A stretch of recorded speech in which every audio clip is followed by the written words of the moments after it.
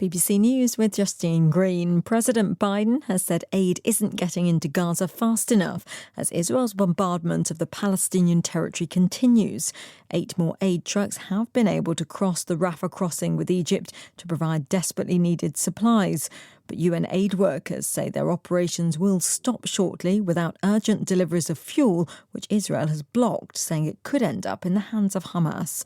Dr. Mads Gilbert from the Norwegian Aid Committee has worked in hospitals in Gaza over the past 20 years.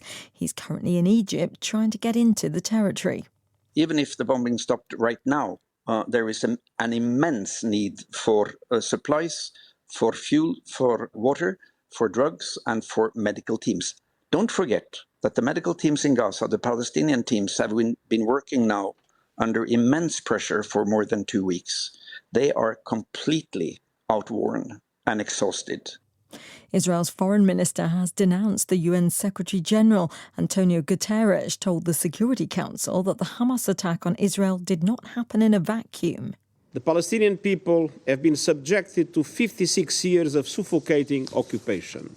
They have seen their land steadily devoured by settlements and plagued by violence, their economy stifled, their people displaced, and their homes demolished. Their hopes for a political solution to their plight have been vanishing. But the grievances of the Palestinian people cannot justify the appalling attacks by Hamas. Eli Cohen angrily pointed to Mr. Guterres. Mr. Secretary General, in what world do you live? Definitely, this is not our world. The US Department of Defense says that more than 20 of its military personnel sustained injuries over the last week in attacks on American bases in Iraq and Syria amid increased tension in the Middle East. A Pentagon spokesman said US forces had come under fire 12 times from drones and rockets. He blamed what he called Iranian proxy forces and warned of the potential escalation of hostilities.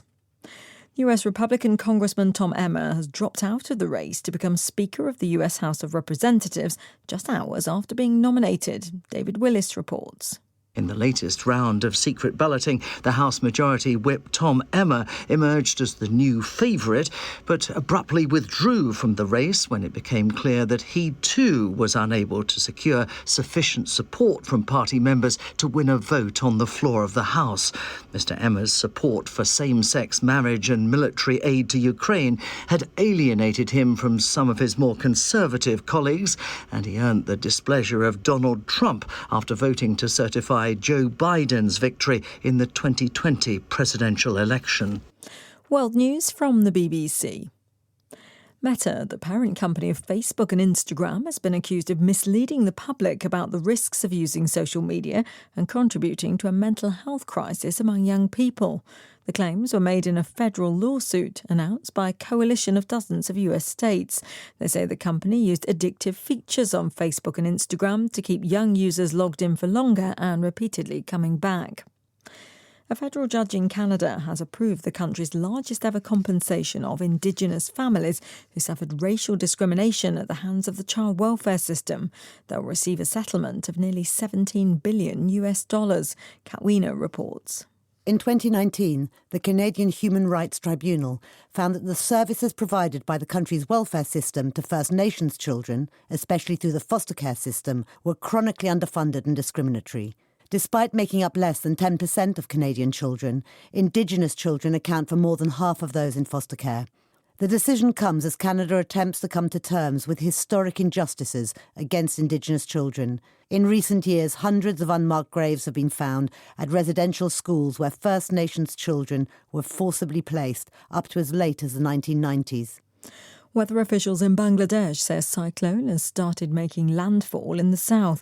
They say Cyclone Hamoon, with a wind speed of about 54 kilometres an hour, is crossing near the Chattogram coastal region. The main body of the storm is expected to hit land in the next few hours.